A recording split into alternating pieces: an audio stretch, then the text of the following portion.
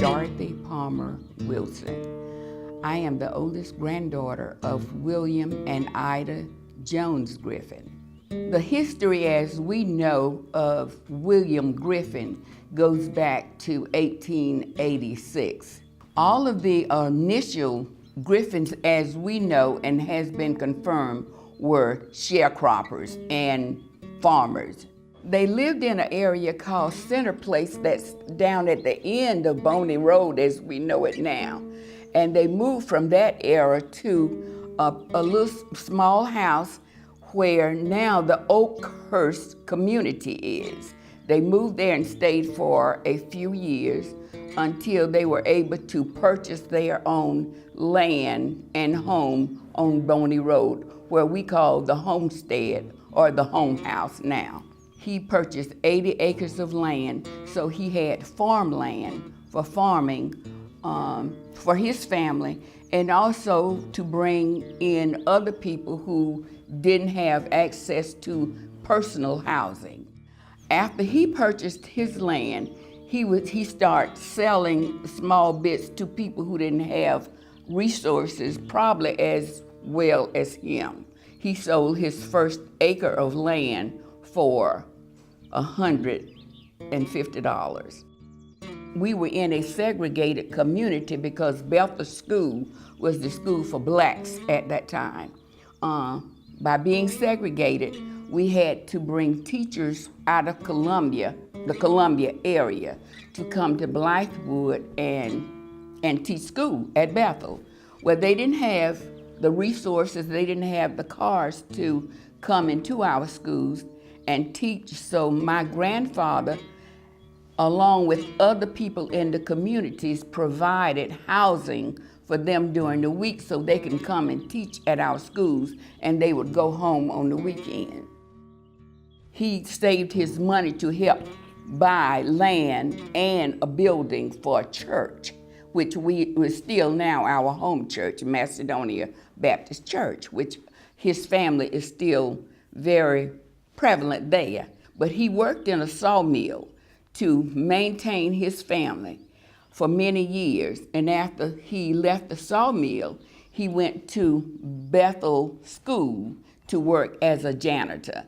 And that's where he finished up his years before retirement.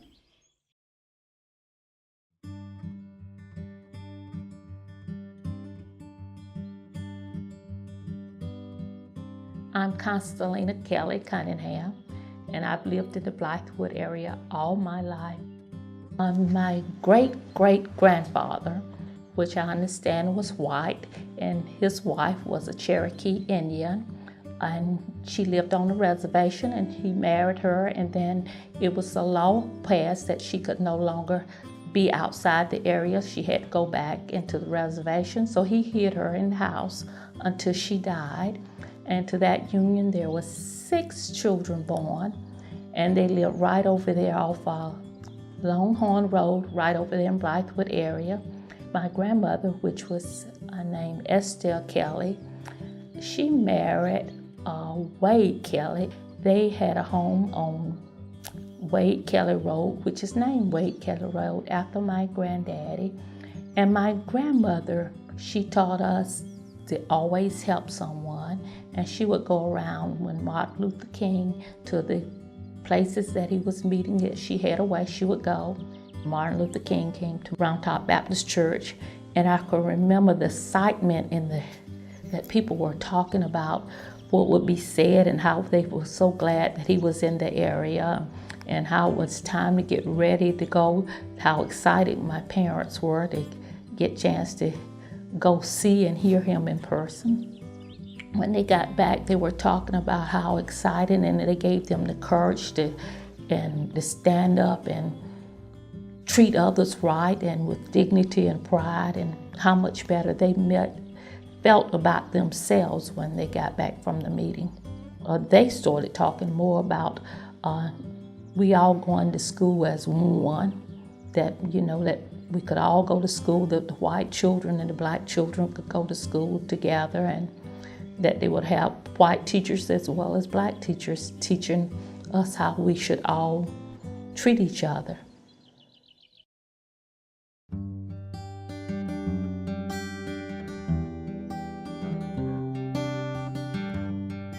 My name is Frances McDonald Davis. I was born 1934 in Richland County. My parents moved to Blythewood in 1940 so I could go to school along with my sisters. Bethel High School was the only black school in District 2. Before the school was built, we had several church-related schools. They were Flat Branch, Round Top, Mount Zion, Little Zion, Piney Grove. All those small churches started commuting to Blythewood. And that's because that was the only black high school we had in District 2. Miss Hanbury was the first black teacher that worked in District 2. Our school was not accredited school, and she worked to see that Bethel High School became accredited school, and later the elementary school became accredited school. Miss Hanbury had served there for over 30 years, and that's why it's called Bethel Hanbury School.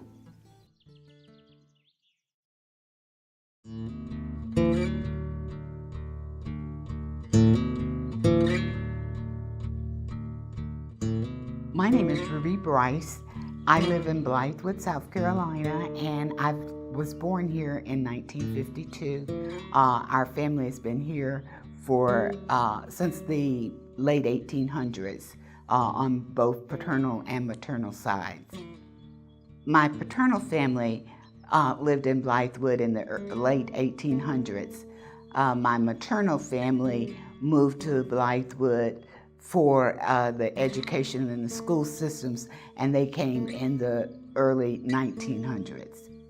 Bethel High School was a gathering place for much more than the town of Blythewood and the Blythewood community, because being the only black school in the district, we had students that came from as far away as Elgin, Pontiac, State Park, and as far away as Fort Jackson, because the schools were segregated. The students from the military base, the black students from the military base they were not allowed to attend Dentsville High School, so they came to Bethel High School. So it was a nexus to the overall community more than the town of Blythewood.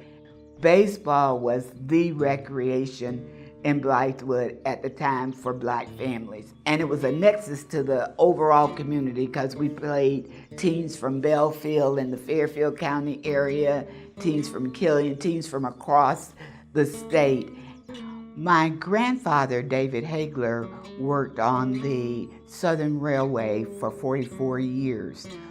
He was working as a track layer.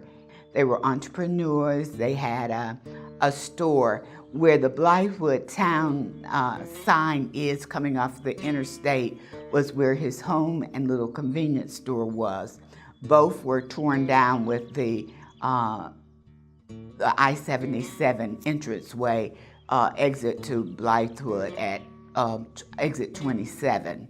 And where the sign of Town of Blythewood sign is where they initially lived.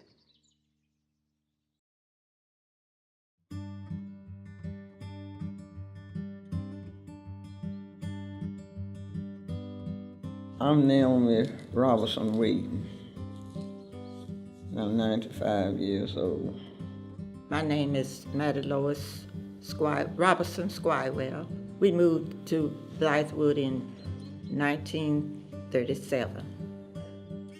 And we moved what's now Boney Road, but I don't know if it had a name then.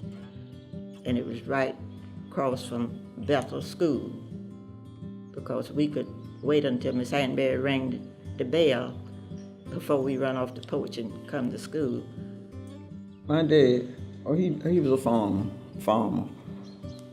He really was a farmer just about all his life. And then he was a great Sunday school teacher, because on Friday evening and Saturday evenings he always had a group of people that he taught the Sunday school lesson for that Sunday, that they would be able to teach it in their churches. He was always active in stuff, so he was one of the people that was going around asking people when the time came for them to register and vote. So some of the people in Blythewood, they didn't want that to happen because it was still segregation and whatever. But my dad didn't stop that. He still was trying to get people to register to vote. Along in that time, it was one Friday night, somebody burned our barn down, burned up our horse and our mule. But my dad, being the person he was, he didn't give up. And that Monday evening, when he got back home, he had a horse that he had purchased that day. So he would always teach us that you put your trust in God and things, will be all right for you. But he continued still to get people to register and vote. Blythewood is just almost like day and night, change is dark and then it's light.